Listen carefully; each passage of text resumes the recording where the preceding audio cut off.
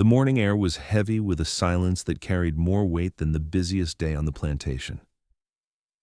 I stood at the edge of the quarters, watching the sun stretch its first pale fingers across the cotton fields, but the beauty of the dawn did little to pierce the darkness that had taken root in my heart. Grace was gone. My Grace. My wife, my anchor, the gentle force who had brought light to every corner of my life, had been ripped from me by cruelty so cold it still made my blood run ice. I remember that day like a wound that refuses to heal. The laughter of those women still echoes in my mind, though it is muffled now by the sound of my own heartbeat. Lady Victoria Whitmore and her friends had paraded through the halls, flaunting their power, their privilege, and their disdain. They did not see Grace as a person. To them, she was a shadow, a thing to be mocked and tormented for amusement. I had watched, powerless in that moment, as they tore away her dignity, laughing at her suffering as if it were a performance for their pleasure. Little Samuel, no more than 8 at the time, clung to my side. I felt the tremor of his small hand in mine, a trembling echo of my own rage and helplessness. I whispered assurances I didn't fully believe. "Stay close to me, son. Watch and remember." He didn't understand fully what was happening, but he would. Oh, he would remember. It wasn't only the cruelty that haunted me, it was the injustice. Grace had been a healer, a nurturer, a woman whose presence alone could ease pain. She spent her days tending the sick, comforting the dying, soothing the afflicted, with hands as gentle as a prayer. And yet, when the world demanded compassion from her oppressors, it was nowhere to be found. In her final moments, she had faced death with a dignity that would have shamed every one of the women who tormented her, had they possessed an ounce of conscience. I remember standing outside the door of the parlor that day, listening to the final echoes of her suffering, feeling a sorrow so deep it clawed at my chest. Samuel pressed his small body against me, asking questions he could not yet frame in words. I could only hold him tighter and pray that the seed of understanding was planting itself in his young mind. He would learn, in time, the value of human dignity, the weight of cruelty, and the meaning of justice. But as the hours passed, as the laughter of Lady Victoria and her friends faded into memory, I realized something else. Grace's death was not just a personal loss, it was a statement. It was the culmination of a culture that had taught these women that power could be exercised without accountability, that wealth could shield cruelty, and that enslaved people were nothing more than property to be toyed with. I could not, would not, allow such a lesson to stand unchallenged. The plantation hummed with life around me, oblivious to the quiet storm brewing in my heart. Horses neighed, the cotton fields swayed in the gentle morning breeze, and the distant clatter of tools reminded me of the labor that sustained this place. To the world, everything seemed normal, but I knew better. Every corner of this land had witnessed the cruelty that had taken Grace from me, and every corner would one day bear witness to justice. I found myself wandering to the infirmary, a makeshift structure in the quarters where I had begun to learn the ways of healing, following in Grace's footsteps even as I grieved her loss. My hands, calloused from the blacksmith's forge, ached with the longing to create and the desire to protect. There, amidst the herbs and bandages, I whispered her name and made promises in the shadows, promises that no one else would hear but her spirit. I will honor you, Grace. I will make them understand what they have done. I will not rest until justice is served. Samuel followed me, quiet now, absorbing every detail, watching every small motion of my hands as I arranged the medical supplies with care. I could see in his eyes the spark that Grace had always had, the curiosity, the compassion, the hunger for knowledge. He would grow into it, I knew. He would understand what it meant to fight not with brute force alone, but with intelligence, planning, and the unyielding conviction that the powerless could indeed wield power when guided by purpose. As I left the infirmary and stepped back into the morning light, I looked out over the fields and thought of Grace's gentle smile, of her unwavering kindness, and of the world we had shared before cruelty had stolen her from me. And in that moment, I made a vow not just to her memory, but to the generations that would follow us, that no act of cruelty would go unchallenged, that every injustice had a consequence, and that even in a world built on oppression, There was room for intelligence, courage, and hope. The day stretched on, and I went about my duties as the blacksmith, shaping iron and steel while the thought of vengeance simmered beneath my skin like molten metal. I did not yet know the precise ways in which justice would manifest, but I understood its inevitability.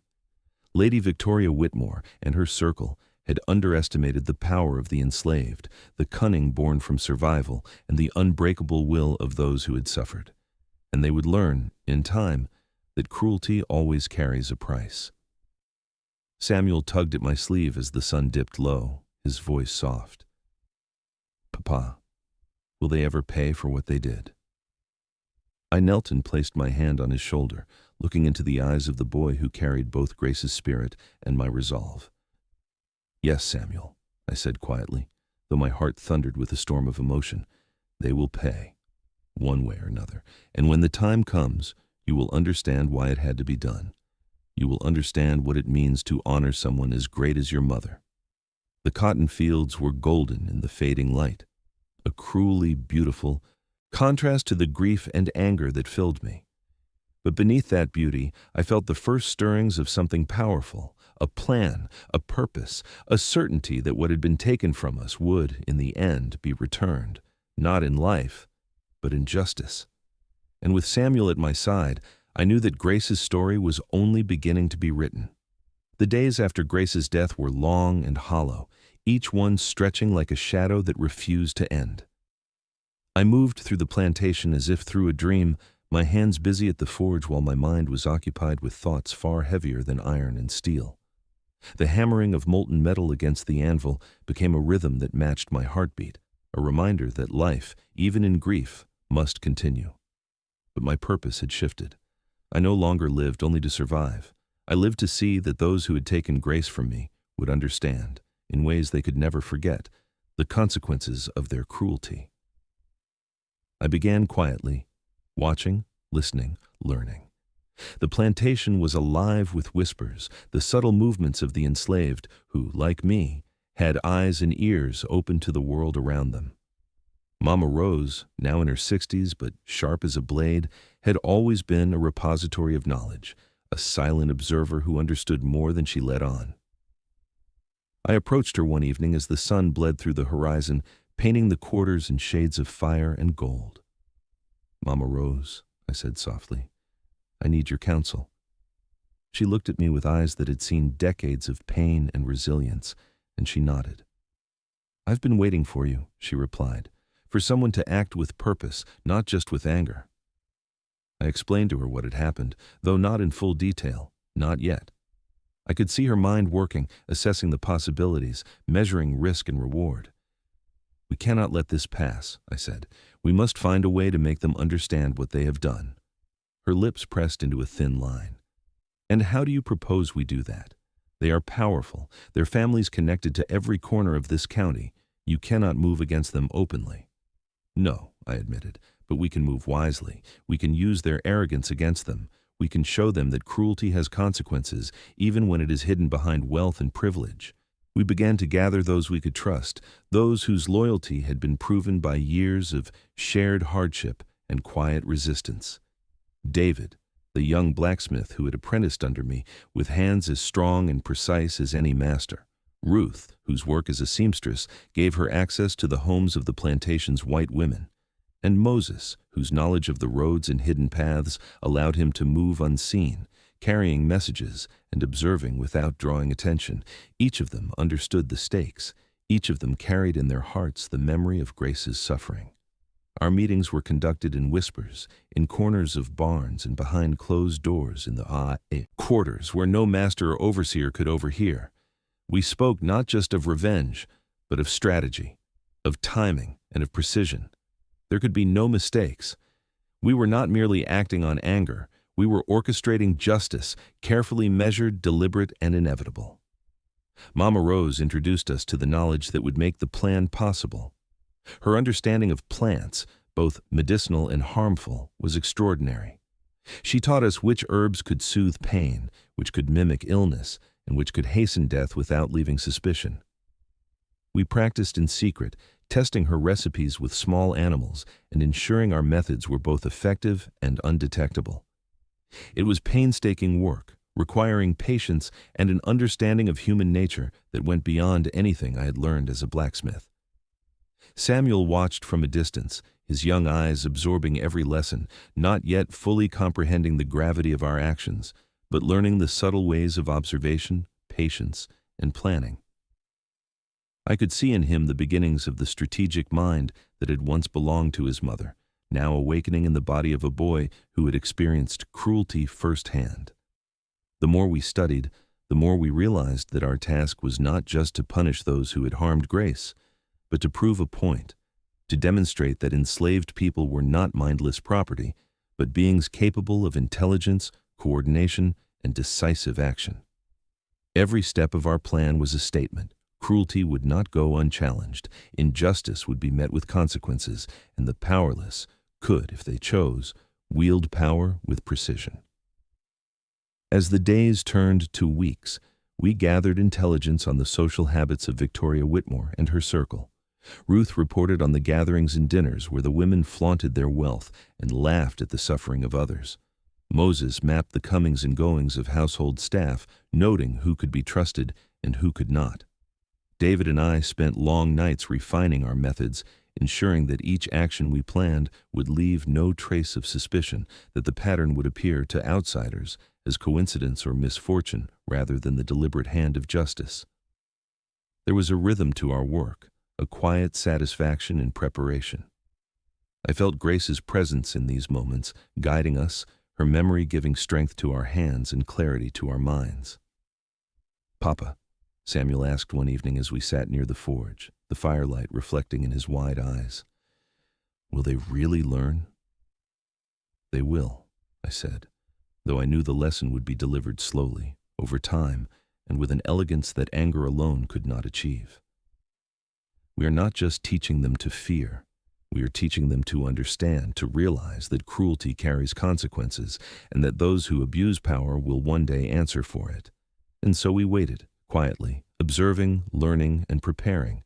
Each day brought new insights, new opportunities, and new risks, but I never wavered in my certainty. The plan would succeed. Grace's name would be honored, her suffering avenged, and her legacy preserved.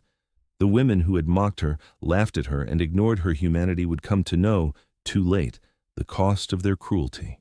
As I closed my eyes that night, listening to the sounds of the quarters, children laughing softly, the distant clatter of tools, the whisper of the wind through the trees, I felt the first taste of what it would mean to turn grief into action. We were small in the eyes of the world, bound by chains and prejudice, but we were capable of thinking, planning, and acting with precision. We were capable of justice, and I knew, with a certainty that burned brighter than any forge, that the day of reckoning was coming. The first strike tasted of iron and salt. It was not the sweet rush of sudden violence I had pictured in quieter, angrier moments, but a slow, cold certainty that spread through me as methodically as the winter wind. We had sworn to do this with care, not for sport, not for the savor of another's suffering, but to answer cruelty with consequence, to carve a lesson that could not be washed away by wealth or deniability. The night Ruth left the Whitmore cabins carrying a bolt of silk for Mrs. Crawford's gown, I felt my breath hitch as if the world itself held its judgment with us. We never spoke of the details where others could hear. Our work kept to textures and timing, to the small betrayals of vanity that the ladies themselves handed us. Ruth was the hand that moved among them. Her needle and her courtesy were the perfect cloak. She visited parlors and sewing rooms with the soft confidence of one who had earned a living from the touch of cloth. She smiled, took measurements, adjusted hems, all the while carrying into those rooms something that would cause suffering to unfold in time, like a play whose final act no actor suspected. When Mrs. Crawford first began to change, I did not gloat. I watched instead, as if watching a fire consume something I had left on the hearth, necessary, terrible, and irreversible. At first, it was small things. A cough she dismissed as a chill, a pallor she claimed was a new fashion for modesty. Yet her laughter grew thin. The people who had once courted her company stopped calling. Sympathy, which had once been performed so easily by those of her class, retreated like a tide. She found herself alone with a body that betrayed her, with friends whose smiles turned to sideways glances and then to the silence of absence. There is a particular cruelty in watching a proud person discover that the world will not catch them as it did before. Mrs. Crawford, used to being the center of admiration, found her world reshaped into a series of doors that stayed shut. At funerals for people she had called creatures in jest, she had once sipped lemonade and pointed out the proper posture for the servants. Now she sat in rooms with curtains drawn, watched over by doctors whose faces were blank as ledger paper. When she died, the small crowd at her graveside was a study in convenience and fear. People came because society required it, not because their hearts were moved. The success of that first strike emboldened and terrified us in equal measure. We had created doubt among them, a shadow where certainty had lived. Rumors flared like sparks, consumptions, unfortunate coincidences, bad weather. We made sure the pattern was plausible, not so improbable as to invite immediate suspicion, yet too precise to be dismissed once enough names were counted. Ruth moved on, and the pattern followed her like the tail of a comet. I attended the funerals in the back, with the others who were brought as tokens of propriety. I stood among faces I had known for years, many of them newly anxious, and I whispered the count in my head each time a lid was lowered. 1, 2. The ritual of small mournings, the polite condolences given with gloved hands, took on a new grotesque rhythm. I watched the way husbands and children skirted around the topic of illness, the way doors that had opened as freely as breath were now bolted by invisible fear. Mrs. Beaumont's decline was more theatrical. She raged against it with the fury of a woman who had never been denied anything. She clutched at doctors' hands and ordered wild cures from passing specialists, convincing herself that money could buy back health the way it had once bought obedience. Her husband spent sums on remedies that yielded nothing. The sight of her once composed face twisted by frustration was an unanticipated pang. For all their cruelty, these women were still human, and watching them shrivel into their frailties stirred more than one kind of feeling in me. Revenge is not clean. It stirs sorrow in the heart of the avenger as well. We measured each case with the detachment of people performing essential work. Mrs. Ashford's desperate attempts at camouflage, her powdered cheeks unable to disguise the hollowness beneath. Mrs. Morrison's proud posture collapsing into the same collapse she had mocked in others. The pattern hardened into fact. A circle of women who had once laughed together were being picked apart by the slow, impartial hand of disease and exile. The language they used about the afflicted, contagion, inferior stock, defective breeding, returned to them like a bitter echo, but this time the words served only to isolate and terrify. People ask me if I awake some nights with triumph in my chest. The truth is more complicated. There were nights I could not sleep for the replay of my wife's final look, not accusation, but a quiet beseeching that asked me simply to remember. That look was the engine of my resolve, but it did not make the taking of life easy to bear. Each death we watched unfold carried with it the weight of what we had taken upon ourselves. We had decided to be the instruments of consequence. With that decision came the moral calculus that follows every grave action. I have reconciled it as best I could in my mind, telling myself that our hand aimed at the preservation of dignity by punishing those who stole it. Yet I am not blind to the fact that we borrowed their mortality to teach a lesson, and that borrowing leaves marks. As the months passed, the remaining women shrank inward. Invitations ceased. Their names stopped appearing on the lists of hosts for teas and balls. Their social world, once a place of performative power, contracted into the rooms of their own homes. When they sought help, the help they found came through the doors of self-interest, doctors who charged fortunes and relatives who came for appearances. The laughter that had once accompanied Grace's collapse was replaced by another sound, the quiet clatter of china in homes left empty of friends, the whispered counsel of worried servants, the rustle of silk in rooms where no visitors came. We maintained our secrecy with the obsessive care of those who know that exposure could mean everything. The county had men whose curiosity could be dangerous, and suspicion, once planted in the wrong head, could unravel everything. So we watched for signs. A new interest from the sheriff, a doctor who asked too many questions, an overseer with a sudden hunch. When the authorities came asking about coincidences and patterns, they found nothing but unfortunate misfortune and the orderly competence of science as it was practiced by those who believed in their own superiority. The county closed its case with a shrug. Bodies and coffins are inconvenient things for the law to pry at when wealth and reputation are involved.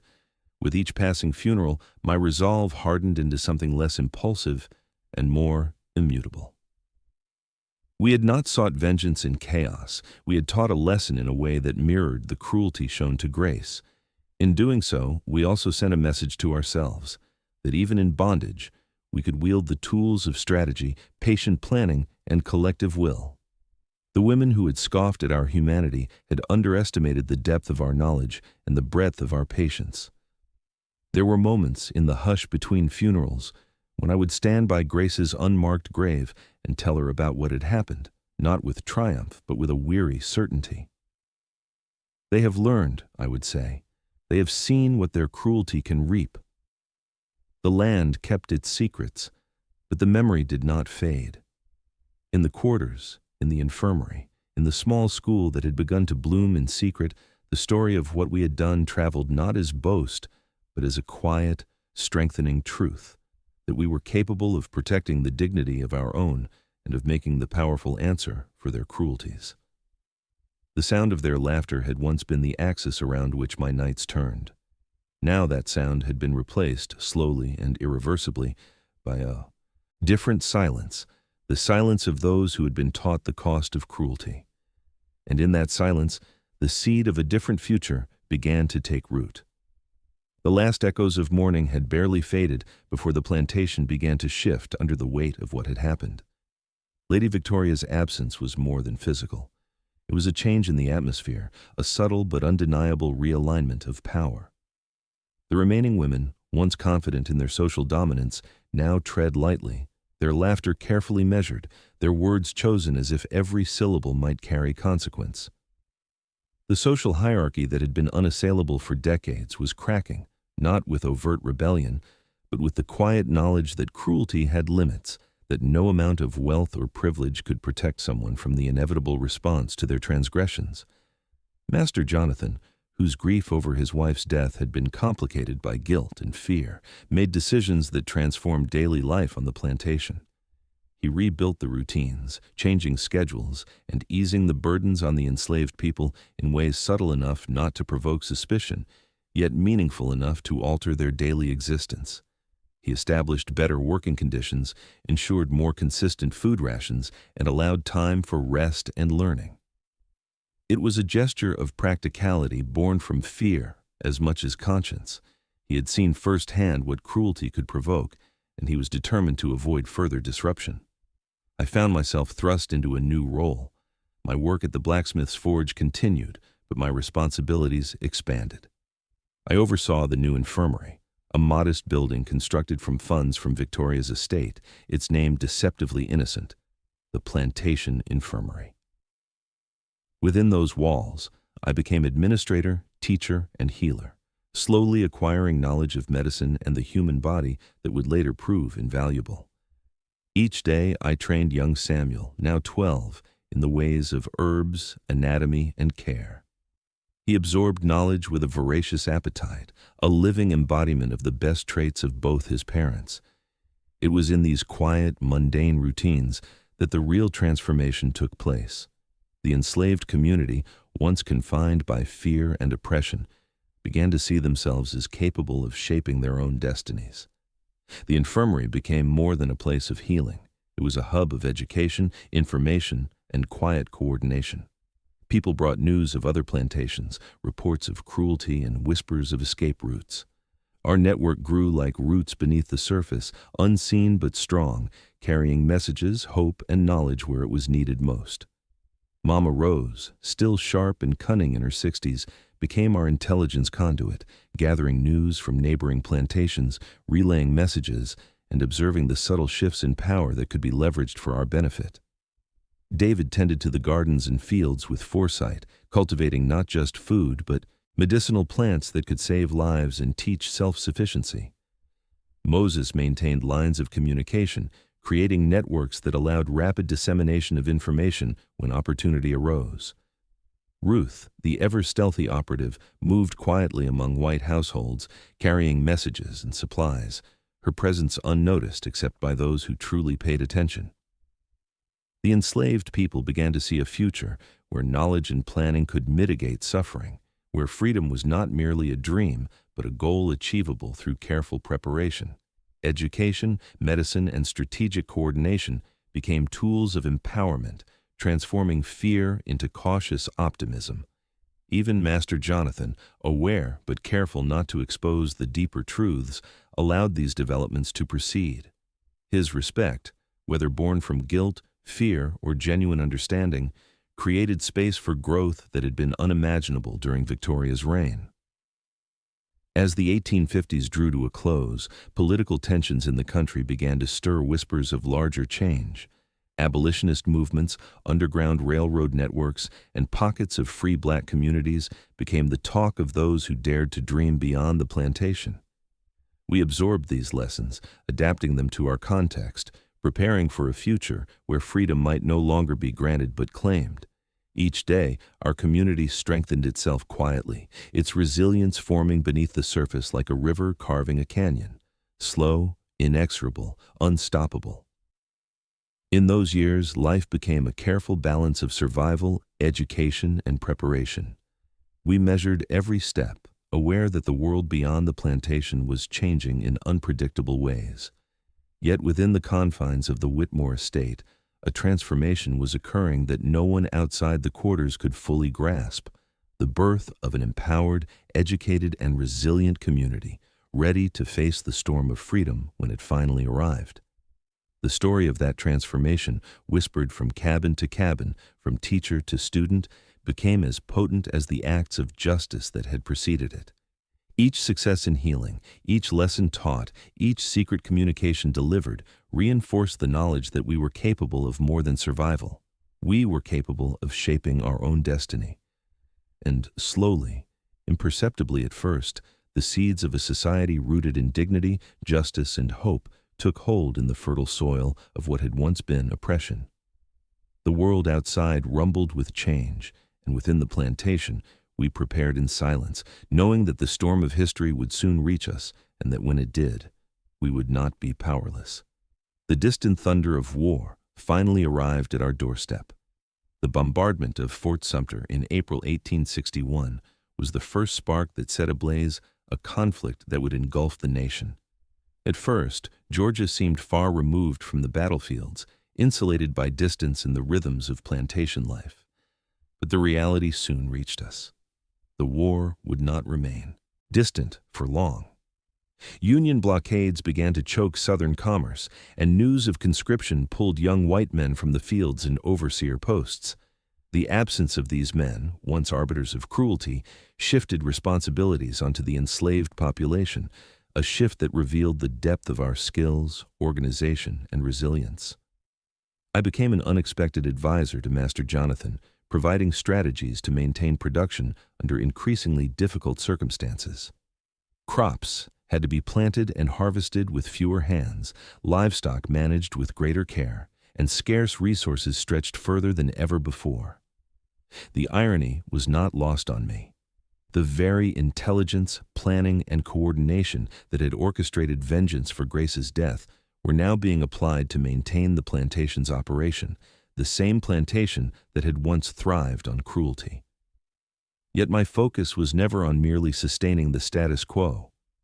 Every decision I influenced, every suggestion I made, was intended to position our community for the eventual freedom we all knew was coming. Supply caches were hidden in safe locations, communication networks strengthened, and contingencies were developed to protect families and resources in case of sudden upheaval. The war, while a source of uncertainty, also presented an opportunity. The weakening of the old power structures allowed us to expand autonomy quietly and prepare for life beyond bondage. Samuel, now a teenager, continued to learn in the infirmary, observing and assisting in the treatment of patients. His understanding of medicine and healing deepened daily. and I could see Grace's legacy blossoming in him: a compassionate mind, a steady hand, and a sharp intelligence that rivaled my own. Conversations with him often turned philosophical, especially about the meaning of freedom and the responsibilities that would accompany it. One evening, he asked me, "Papa, why do white folks fear when their people die but rarely care when ours do?" It was a question that demanded honesty. I explained that they saw us as property, objects rather than human beings. Their grief was often measured in financial terms, not in loss or love. Samuel, in his youth, but with the wisdom of our shared experiences, responded with certainty. "We are people, Papa. We have families, dreams, and lives just like them." I nodded, seeing in him the seed of the leadership that would guide the community through the coming storms. Mama Rose remained our intelligence hub, gathering news of the war, abolitionist movements, and the networks of the Underground Railroad. Through her, we learned about northern cities preparing for freed communities, secret schools educating black children, and the rising tide of resistance that extended far beyond our plantation. David's gardens and medicinal plants became more essential than ever, sustaining our people and providing means to care for those arriving from nearby plantations. Moses maintained a covert network for communication and coordination, and Ruth continued her work, moving unseen but ensuring vital information and supplies reached the right hands. Life became a careful balancing act between survival and preparation, obedience and subtle defiance. The war created cracks in the structures of control that had kept us bound for generations, and we filled those cracks with knowledge, strategy, and hope. Every day brought news of battles, conscriptions, and political maneuvering. The plantation, once a site of rigid hierarchy and unchallenged cruelty, became a place where enslaved people exercised influence, honed skills, and built a foundation for the freedom that was no longer a distant dream, but an approaching reality. As 1862 progressed, the pressures of war intensified. Scarcity of food and medical supplies tested our ingenuity.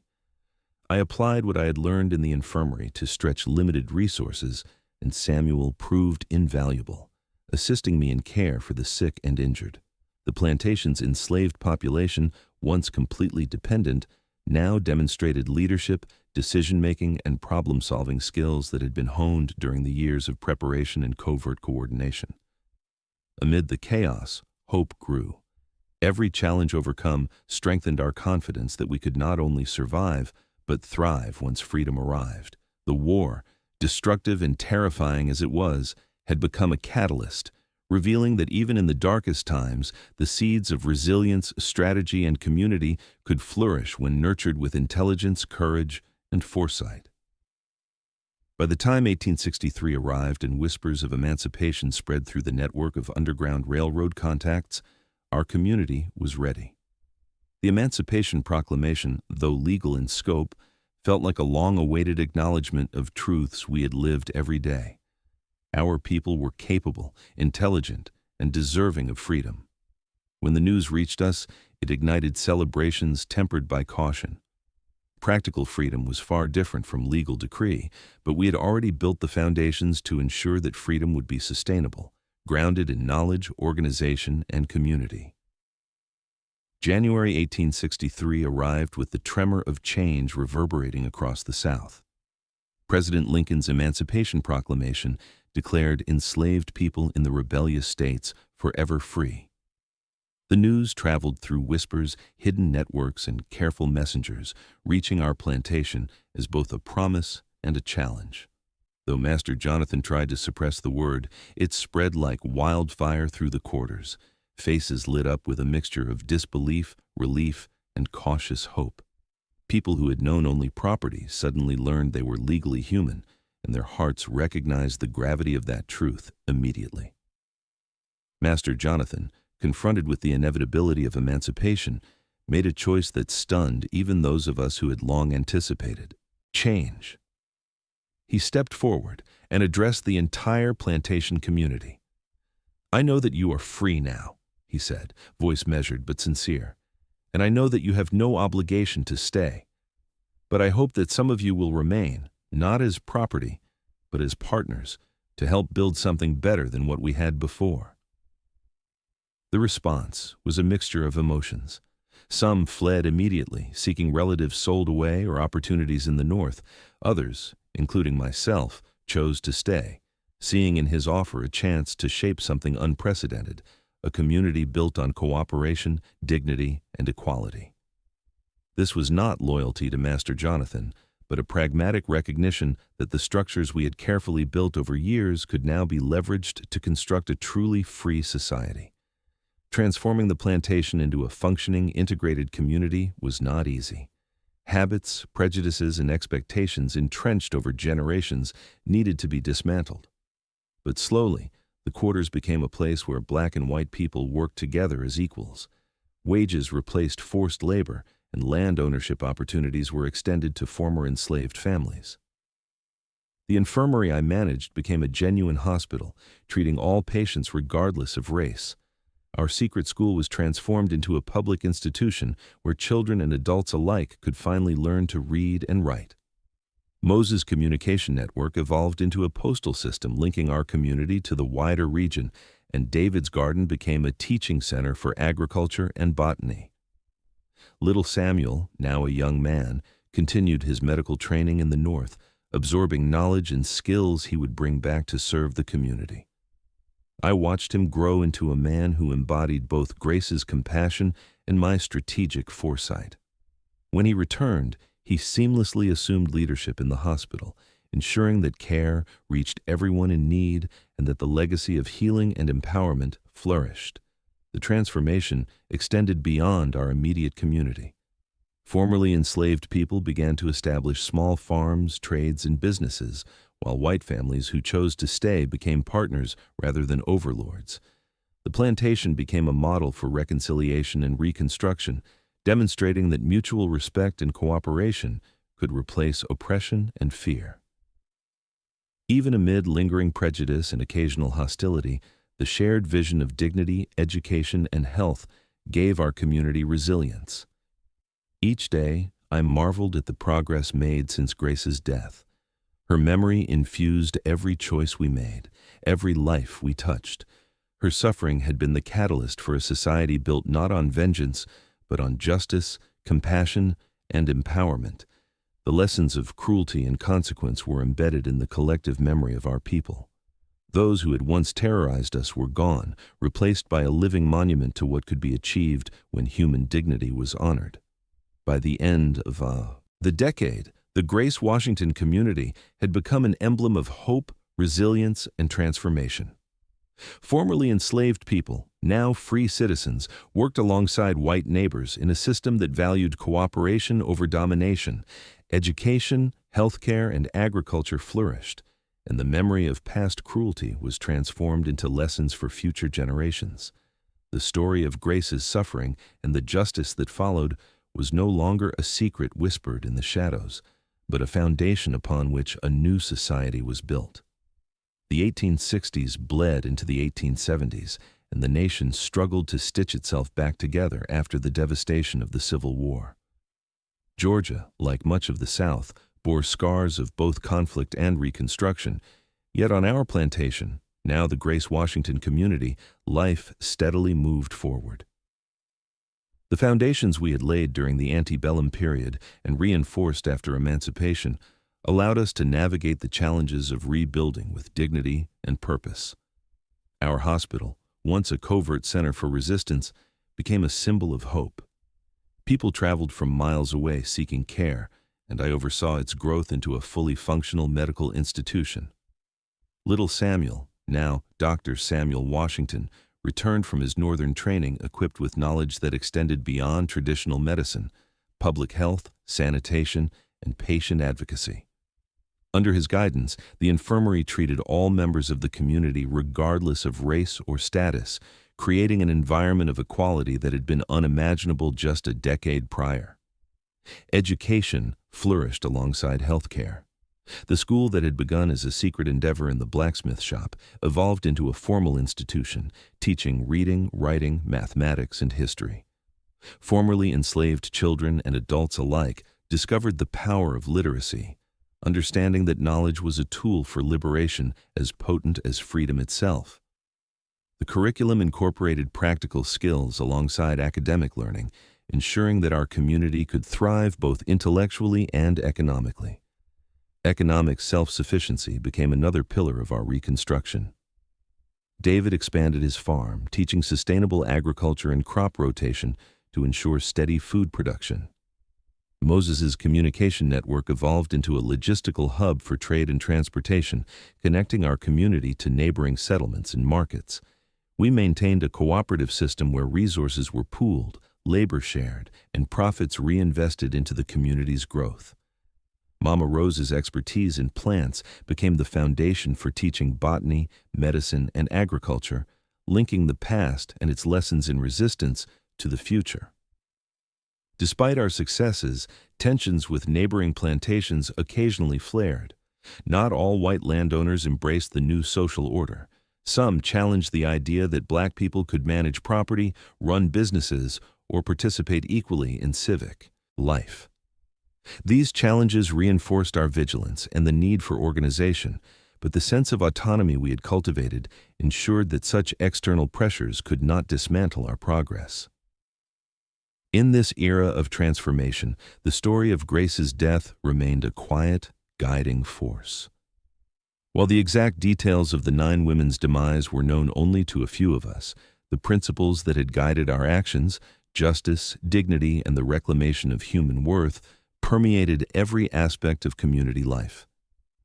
The memory of what had been endured and achieved served as a constant reminder of both the dangers of cruelty and the power of coordinated resistance.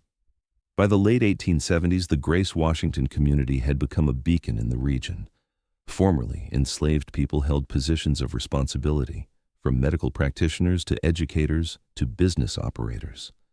Children who had once been denied education now pursued learning with vigor, fully aware that the lives of their parents had paved the way for opportunities previously unimaginable. Our cooperative efforts in agriculture and trade ensured both sustenance and economic stability, reinforcing a sense of collective ownership and pride. The story of transformation reached beyond our borders.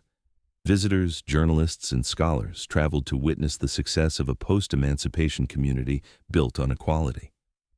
Among these visitors, one young journalist, Thomas Morrison from New York, traced the legacy of the 9 mysterious deaths. Though initially curious about historical anomalies, he quickly recognized the deeper story: the resilience, intelligence, and leadership of a people who had been dehumanized yet refused to be broken. Through careful guidance and the passage of time, the Grace Washington community demonstrated that the principles of justice, education, healthcare, and cooperation could endure beyond the trauma of slavery. We had created a model of societal transformation where human dignity was central, and Grace's memory served as the moral compass for every decision we made. The decades following the Civil War proved that even in the aftermath of profound cruelty, communities could rise, rebuild, and inspire generations to come. The legacy of resistance, justice, and empowerment continued to shape lives long after the immediate actors had passed, ensuring that Grace's story remained a living testament to the enduring strength of the human spirit. By the 1880s, I had grown older, my hair streaked with gray, and the weight of the years pressed upon me in ways that no labor of blacksmithing or leadership could fully convey. The Grace Washington community had matured into a self-sustaining society, but the responsibility of guiding the next generation now rested on my son, Dr. Samuel Washington. The lessons I had imparted, resilience, intelligence, moral judgment, and the courage to act, were now his to carry forward. Samuel had grown into a man both compassionate and shrewd. He combined Grace's empathy with my strategic mind, forming a unique leadership style that inspired confidence in all who relied on him. His medical practice flourished, but it was more than a profession. It was a bridge between past injustices and future possibilities. He treated former enslaved people and white neighbors alike, demonstrating that competence and humanity transcended racial divisions. Through his care, Samuel quietly reinforced the values of equality and dignity that had become the community's foundation. One autumn evening, he approached me in my study, carrying a leather satchel brimming with papers and journals. "Papa," he said, "I've been thinking about writing a book." His eyes held the same determination that had driven me through the darkest years of our lives. "A book?" I asked, intrigued. He explained that he wanted to document the transformation of our plantation, from the cruelty of Lady Victoria to the emancipation of our people and the rise of the Grace Washington community. He wanted to capture not only the medical and educational advancements, but also the deeper truths of organized resistance, the strategic planning, and the reclamation of human dignity. I listened carefully, aware of both the importance and danger of such an endeavor. "You must be cautious," I warned. "The truth about the 9 women's deaths, about the actions we took in Grace's name, could bring scrutiny or even hostility." Samuel nodded, understanding the weight of secrecy that had been carried for decades. But he insisted that the story needed to be told, not to glorify revenge, but to illuminate the realities of slavery and the extraordinary capacity for intelligence and organization within the enslaved community. Over the following months, Samuel meticulously collected accounts from surviving community members, recording both the personal and collective experiences that had shaped our society. He framed the deaths of the 9 women as a mysterious epidemic, allowing readers to recognize the pattern without directly implicating anyone, preserving the delicate balance between historical truth and safety. His manuscript also highlighted the community's transformation, the integrated hospital, the school, the farm, and the communication networks that had enabled both survival and progress. The book, when published in 1888, stirred profound reactions. Some labeled it propaganda, while others hailed it as an unprecedented glimpse into the resilience of formerly enslaved people. The South had mixed responses: fascination, skepticism, and, in some quarters, outright hostility. But the narrative captured the imagination of readers across the nation. For those who sought to understand the human costs of slavery and the potential for justice, education, and equality, Samuel's work became both an inspiration and a challenge to preconceptions. Through this process, I witnessed the passing of the torch. Samuel not only inherited the knowledge and skills that Grace and I had cultivated, but also embraced the responsibility of shaping public understanding of history. He became both custodian and storyteller, ensuring that the lessons of our struggle and the triumphs of our community were preserved for future generations. Samuel's mission underscored the enduring power of education, empathy, and strategy. By documenting the past while actively shaping the present, he bridged the chasm between trauma and opportunity, ensuring that Grace's legacy would continue to influence lives far beyond the confines of our plantation. The story of resistance, transformation, and hope would endure, carried forward by a new generation, dedicated to realizing the promise of freedom and dignity. As the years passed, I watched the Grace Washington community thrive in ways I could have scarcely imagined in my youth. The hospital continued to provide care for all, black and white alike, a living testament to the belief that human life deserved protection and respect. The school flourished, educating children who had once been denied even the most basic literacy, and instilling in them a sense of pride, dignity, and possibility. The farm, tended with skill and knowledge, fed our people and offered a model of sustainable, equitable agriculture. I spent my later years reflecting on the journey that had brought us from chains to autonomy, from grief to empowerment. Each corner of the community bore the imprint of Grace's influence: the infirmary, where compassion was the guiding principle; the classrooms, where curiosity and knowledge replaced ignorance and oppression; the gardens, where life and growth became symbols of renewal. The memory of the 9 women who had laughed at Grace's suffering remained a cautionary tale, their fates intertwined with the lessons we had learned about justice, consequence, and the moral weight of cruelty. Samuel took the lead in documenting our story and preserving the history of our transformation. He encouraged me to record my own reflections, knowing that the full account of our experiences, Both the dark chapters of revenge and the brighter chapters of community building would provide wisdom to future generations. I recounted the careful planning, the network of collaborators, and the patience that had guided our pursuit of justice. I described the lessons we had learned about resilience, strategy, and moral responsibility. In the autumn of 1896, 40 years after Grace's death, I convened the community for an annual memorial service in her honor.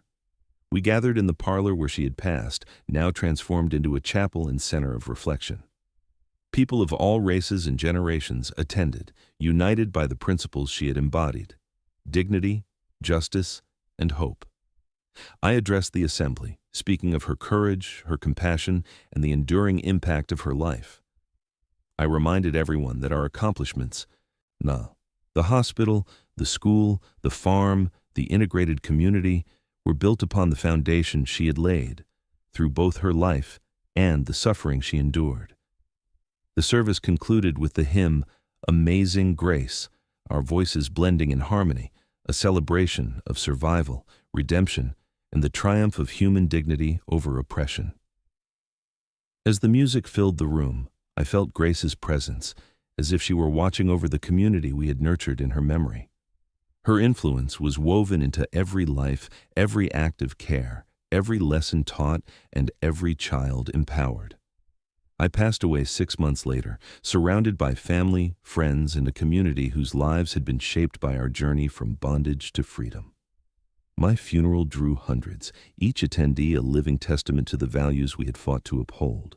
Samuel delivered the eulogy, recounting our path from oppression to empowerment, from revenge to reconciliation, emphasizing that the greatest victory over injustice was not retaliation, but the construction of a society founded on equality, compassion, and shared humanity. Our story, preserved through Samuel's book and the ongoing work of the community, ensured that the memory of Grace Washington and the lessons of the past would endure. The legacy was not carved in stone, but lived on in the children who learned to read, in the patients healed in our hospital, and in the families who thrived in freedom. It was a testament to the power of resilience, the necessity of justice, and the enduring capacity of love to transform even the darkest circumstances into opportunities for hope, growth, and reconciliation. The story of Grace Washington, the 9 women, and the community that rose from the ashes of cruelty became more than a personal history. It became a symbol of resilience, justice, and the transformative power of collective action. While the specific events we lived through were unique to our plantation, they mirrored the experiences of countless enslaved people who resisted oppression, sought knowledge, and created opportunities for freedom even under the harshest conditions. Through our efforts, we had proven that intelligence, courage, and cooperation could challenge entrenched systems of cruelty. The networks we established, the schools we built, and the hospital we maintained were testaments to the capacity of formerly enslaved people to organize, innovate, and uplift entire communities. Our accomplishments became a model for other plantations transitioning during and after Reconstruction, demonstrating that dignity, education, and health care could coexist even in regions still grappling with the legacies of slavery. Samuel's writings ensured that our story reached beyond our immediate community, offering lessons to both black and white readers about the consequences of cruelty and the possibilities of redemption and cooperation. His careful portrayal balanced the need to protect living individuals with the responsibility to convey historical truth. By presenting the deaths of the 9 women as a mysterious epidemic while highlighting the broader transformation of the plantation, he invited readers to reflect on the moral dimensions of slavery, justice, and human dignity. Visitors from across the country, and even from abroad, came to study the Grace Washington community. They observed the integrated school, the thriving hospital, and the cooperative farm. They saw a place where race and past oppression no longer defined opportunity or worth, a living embodiment of the principles Grace had inspired. Scholars, journalists, and ordinary people alike learned from our successes, understanding that freedom was not merely the absence of chains, but the presence of opportunity, knowledge, and compassion. As I reflected in the final years of my life, I realized that our story held lessons far beyond the boundaries of our plantation. It showed that injustice carries consequences, that those deemed powerless can exercise agency, and that communities built on respect and education could transform society.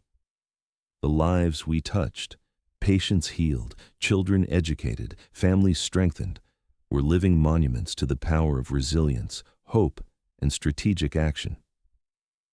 In the end, the legacy of Grace Washington was eternal.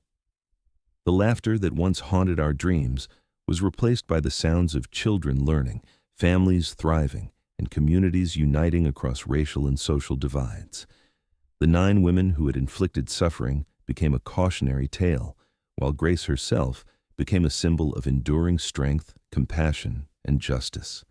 Her memory inspired every generation that followed, reminding us all that even in the darkest times, love, courage, and determination could light the way to a better world. Though I passed away in 1897, my story and that of our community endured. They were preserved not only in Samuel's writings, but in the lives of those we had empowered, the institutions we had created, and the ongoing work of the Grace Washington community. The transformation from oppression to freedom, from vengeance to reconciliation, became a historical testament to the human capacity for justice, love, and renewal. Grace's life and death taught a simple, unshakable truth, that dignity, intelligence, and moral courage cannot be destroyed, and that even the most powerless individuals can shape history. Her legacy lived on, not as a story of suffering, but as a blueprint for freedom, equality, and the enduring triumph of the human spirit.